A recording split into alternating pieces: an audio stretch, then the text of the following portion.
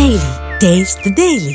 ఇందిరమ్మ ఇండ్ల లబ్ధిదారుల అవసరాలకు ఇసుకను అందుబాటులోకి ఉంచే విధంగా చర్యలు తీసుకుంటామని మంత్రి వివేక్ వెంకటస్వామి తెలిపారు. సిద్దిపేట పర్యటనలో ఆయన ఎన్షన్పల్లి గ్రామంలో ఇందిరమ్మ ఇళ్లను పరిశీలించారు.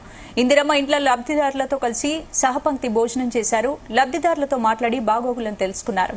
ఇక సిద్దిపేట మండలంలో లబ్ధిదారుల కోసం వీలైనంత త్వరలో 300 ఇందిరమ్మ ఇళ్లను మంజూరు చేస్తామని చెప్పారు.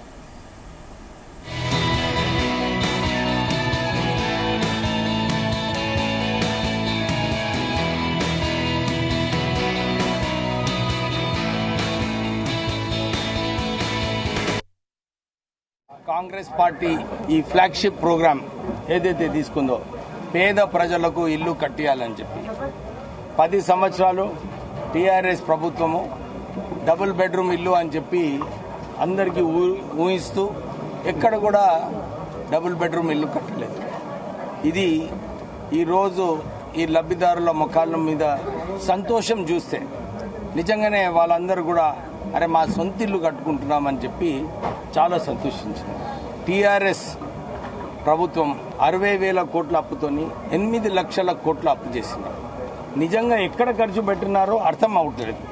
ఈ తుగ్లక్ నిర్ణయము అప్పుడు కూడా ఆ రోజులలో మీ అందరు తెలుసు, తుగ్లక్ ఇక్కడ ఎంపరర్ ఉండే దేశంలో ఢిల్లీ నుంచి దౌలతాబాద్ పోయి అక్కడ రాజధాని స్థాపించి మళ్ళా వాపస్ తీసుకుపోయాడు. అదే పరిస్థితి ఉంది కాళేశ్వరంది. మంచిగా గ్రావిటీ నుంచి నీళ్ళు వచ్చే ప్రాజెక్ట్ ని ఈ మెగా ప్రాజెక్ట్ అని చెప్పి ఇక్కడ కాళేశ్వరంలో కట్టి అక్కడ 1,00,000 కోట్ల రూపాయలు వృధా చేయడం జరిగింది. కాంగ్రెస్ పార్టీ ఈ ఫ్లాగ్షిప్ ప్రోగ్రాం ఏదైతే తీసుకుందో పేద ప్రజలకు ఇల్లు కట్టియాలని చెప్పి 10 సంవత్సరాలు టీఆర్ఎస్ ప్రభుత్వము డబుల్ బెడ్రూమ్ ఇల్లు అని చెప్పి అందరి